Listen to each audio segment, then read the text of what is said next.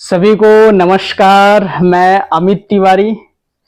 दोस्तों, हर स्टैमरिंग करने वाले की एक बहुत ही गहरी कंफ्यूजन होती है कि प्रैक्टिस करने से इम्प्रूवमेंट ज्यादा होती है या हम माउथ एक्सरसाइज वगैरह करने से इम्प्रूवमेंट मिलती है।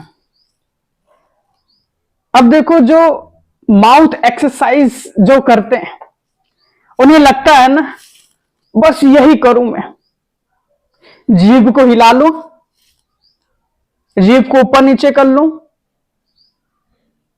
टंग वाइब्रेट कर लूं, बस यही कर लूं, बस स्टैमरिंग ओवरकम। ऐसा नहीं होने वाला। और कुछ लोगों को ऐसा लगता है, नहीं बस मुझे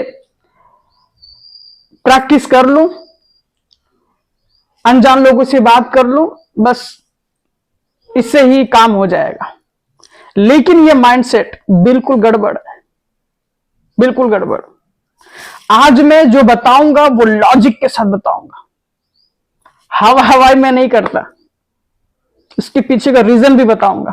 ठीक है, तो आइए, मैं आप सभी के लिए देखिए तैयार किया हूं, बहुत मेहनत करता हूं। और हाँ दोस्तों, आप सभी को बताना चाहता हूं, मैं बहुत ही कम फीस में, जो क्लाइंट फीस की बहुत ज्यादा प्रॉब्लम होती है, कम फीस में अगर उनको थेरेपी लेना है तो डिस्क्रिप्शन में गूगल फॉर्म में जल्दी भरें, सीट बहुत कम रहता है उसमें, है ना। और मैं पर्सनल स्पीच थेरेपी देता हूं, वो थोड़ा कॉस्टली रहता है। तो चलिए आगे बढ़ते हैं हम। स्टैमरिंग प्रॉब्लम, कई लोग माउथ एक्सरसाइज करते हैं। माउथ एक्सरसाइज में हमारे स्पीकिंग ऑर्गन्स क्या क्या है, हमारे टंग, हमारे लिप्स, हमारे वोकल कॉर्ड, ये सब क्या है, स्पीकिंग ऑर्गन्स है, इसके द्वारा हमारी आवाज निकलती है। और इसके बाद है स्पीकिंग प्रैक्टिस। क्या स्पीकिंग प्रैक्टिस से ही सारा चीज ठीक हो जाएगा? और हमें ये वोकल एक्सरसाइज क्यों करना, माउथ एक्सरसाइज क्यों करना, क्या रीजन है? देखा जाए हमारे बोलने वाले अंग तो बिल्कुल परफेक्ट है, कोई तो परेशानी नहीं है। घर के अंदर कितना बढ़िया बोलते हो, है? अपने खास लोगों से कितना अच्छा बोलते हो, गर्लफ्रेंड से कितना अच्छा बोलते हो, है ना। कुछ लोगों को गर्लफ्रेंड से थोड़ा सा, वाइफ से प्रॉब्लम होती है, लेकिन कुछ लोगों को बिल्कुल नहीं होता, उनको थोड़ा सा इंप्रेशन जमाना होता है। ऐसा होता है सभी के साथ। अब हम आते हैं, ये माउथ एक्सरसाइज क्यों जरूरी है, क्या रीजन है? हम अकेले में क्यों बढ़िया बोलते हैं, बाहर क्या दिक्कत हो जाती है? दोस्तों, जब भी आप बोलने के लिए जाते हो तो क्या थॉट आती है, लोग क्या सोचेंगे, मैं बोलूंगा तो मेरी बेइज्जती हो जाएगी। तो बहुत सारे डर मन में ट्रिगर होते हैं, और डर की वजह से हमारे स्पीकिंग ऑर्गन्स, बोलने वाले अंग, हमारे होठ, हमारे जीभ, ये टाइट हो जाते हैं। डर की वजह से ये स्पीकिंग ऑर्गन्स टाइट होते हैं। नहीं विश्वास है? जब आप डरते हो ना, पूरी शरीर टाइटनेस हो जाती है। ये तो बोलने वाले अंग है, यहां पे फर्क आता है ना। किसी किसी का डर की वजह से उनके हाथों में जाता है, किसी का डर की वजह से उनको बार बार पेशाब आता है ना। डर की वजह से हमारे बॉडी में कहीं ना कहीं इफेक्ट आता है, और इसी वजह से आपका क्या है, आपके डर की वजह से आपके बोलने वाले अंग, उस पर असर जा रहा है, और जिसकी वजह से जो स्पीकिंग ऑर्गन है टाइटपन आ रहा है उसमें। अगर आप ये माउथ एक्सरसाइज आप कर लेते हैं, अगर आपको माउथ एक्सरसाइज का वीडियो चाहिए तो मैं बना दूंगा, इसके लिए कमेंट जाके लिखना होगा कि माउथ एक्सरसाइज क्या क्या करने चाहिए, तो मैं बना दूंगा। ठीक है, वैसे तो सभी लोग जानते हैं, है ना। तो जब हम माउथ एक्सरसाइज करते हैं, वहां का टाइटपन हट करके स्मूथनेस आ जाता है,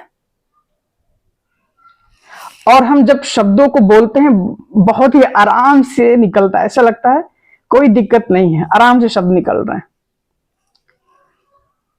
लेकिन अगर आप सिर्फ माउथ एक्सरसाइज ही करोगे, प्रैक्टिस नहीं करोगे स्पीकिंग का, गड़बड़ है। क्यों गड़बड़ है भैया, क्या रीजन है? एग्जाम्पल दूंगा मैं। मान लो आप साइकिल चला रहे हो और आपका साइकिल का पैडल हैंडल सब जाम पड़ा है, और उस जाम की वजह से आप चल नहीं पा रहे हो, थकान महसूस हो रही है। आपने ऑयल डाल दिया पैडल में, हैंडल में, हर जगह, और आपकी साइकिल चलने लायक बन गई।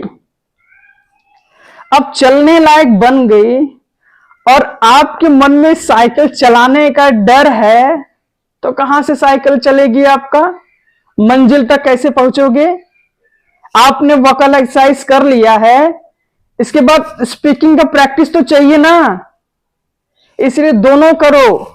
आप जब माउथ एक्सरसाइज करोगे फिर स्पीकिंग प्रैक्टिस करोगे, और स्पीकिंग जब प्रैक्टिस करोगे ना, मजा आएगा बोलने का, क्योंकि आपने माउथ एक्सरसाइज किया है। सारे शब्द स्मूथ निकलेंगे, और जब सारे शब्द स्मूथ निकलेंगे आपको बोलने का फीलिंग आएगी, और वही फीलिंग सबकॉन्शियस माइंड की भाषा है। वो फीलिंग कहां जाएगी? सबकॉन्शियस माइंड में। उसमें आप अफर्मेशन भी कर सकते हो, विजुअलाइजेशन कर सकते हो, फिर उसके बाद फ्लुएंसी आएगी। ठीक है, तो इसको समझ करके हमें आगे बढ़ना है। समझ में आया? और आप सभी को योगा मेडिटेशन करना है, और योगा मेडिटेशन में ये एक्सरसाइज वगैरह सब करवाता हूं, वाटर थेरेपी भी करवाता हूं। वाटर थेरेपी बहुत ही इफेक्टिव है, मैं तो खुद करता हूं, लोगों से करवाता हूं, और लोगों में बहुत अच्छा चेंजेस आया है। मेरे अंदर तो चेंजेस आ ही रहा है, मजा आता है मुझे सुबह सुबह। तो आप सभी को अगर सेशन में आना है तो जरूर व्हाट्सएप ग्रुप में शामिल हो जाइए। थेरेपी लेना है तो आप गूगल फॉर्म भर दीजिए। एक बैच चल रहा है, नेक्स्ट बैच बहुत जल्दी खत्म हो जाएगी, सितंबर में नया बैच स्टार्ट होगा। तो चलिए आज इतना है, और वीडियो कहां तक देखो, कितने मिनट तक देखो, वो कमेंट में लिख देना कि मैं इतने मिनट देखा हूं, तो मुझे अच्छा लगेगा, हाँ आप मुझे इतने मिनट सुन रहे हो। चलिए, सभी का मंगल हो।